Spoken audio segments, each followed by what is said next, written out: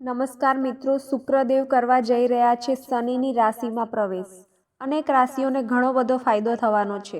ચલો જાણીએ કે 12 રાશિમાંથી સૌથી વધુ ફાયદો કઈ રાશિને થવાનો છે.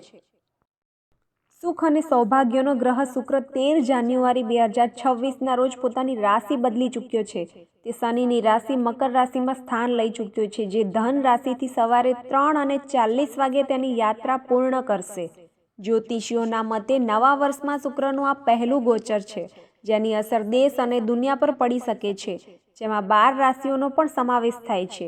હવે શુક્ર પ્રેમ, કલા અને વૈભવનો કારક હોવાથી કેટલાક લોકોની સંપત્તિમાં વધારો થઈ શકે છે અને તેમના જીવનમાં ઘણા સકારાત્મક ફેરફારો થવાની શક્યતાઓ છે. પરંતુ શુક્ર શનિની રાશિમાં આવ્યો હોવાથી કેટલાક લોકો પર તેની નકારાત્મક અસર પણ પડશે.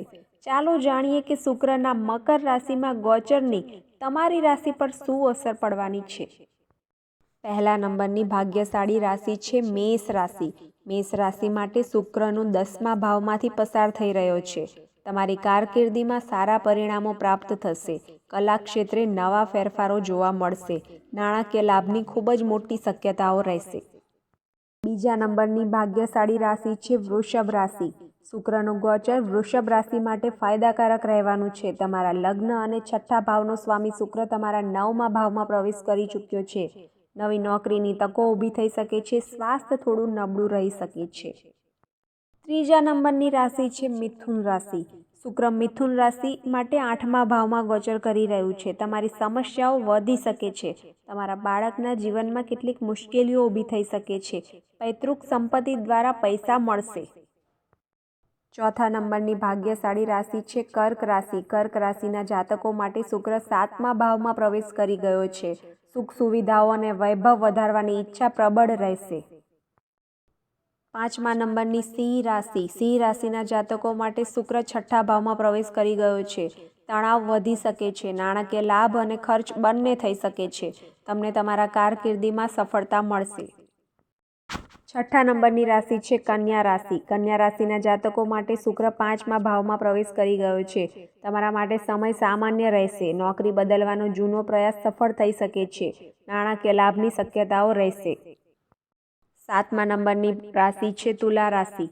શુક્ર તુલા રાશિના 4થા ભાવમાં ગોચર કરી ચૂક્યો છે. તમે તમારા સુખ સુવિધાઓ અને વૈભવમાં વધારો કરી શકશો. નવા પ્રોજેક્ટમાં સફળતાની શક્યતાઓ વધશે. તમે મુસાફરી પણ કરી શકો છો. 8મા નંબરની રાશિ વિશે વાત કરીએ. વૃશ્ચિક રાશિ. શુક્ર તુલા રાશિના 3જા ભાવમાં ગોચર કરી ગયો છે. વ્યક્તિગત પ્રગતિ પર ધ્યાન કેન્દ્રિત કરવું જરૂરી રહેશે. બજારમાં તમારી વિશ્વસનીયતા મજબૂત બનશે. રોકાણથી સારા નાણાકીય લાભની શક્યતાઓ છે.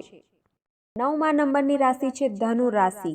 શુક્ર ધન રાશિના 2જા ભાવમાં પ્રવેશ કરી ચૂક્યો છે. તમારે તમારા કાર્યો પ્રત્યે સાવધાની રાખવાની જરૂર પડશે. આ સમયે આયોજનબદ્ધ પગલાં લેવાનું અત્યંત ફાયદાકારક રહેશે. હવે 10મા નંબરની રાશિ વિશે વાત કરીએ. મકર રાશિ. શુક્ર મકર રાશિના પ્રથમ લગ્ન ભાવમાં પ્રવેશ કરી ચૂક્યો છે. નવી તકો ઊભી થશે.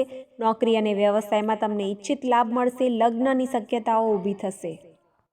11મા નંબરની રાશિ છે કુંભ રાશિ. શુક્ર કુંભ રાશિના 12મા ભાવમાં પ્રવેશ કરી ચૂક્યો છે. પરિવારમાં સમસ્યાઓ અને મિત્રો તરફથી અપેક્ષિત સહયોગ અને ખુશી મળશે નહીં.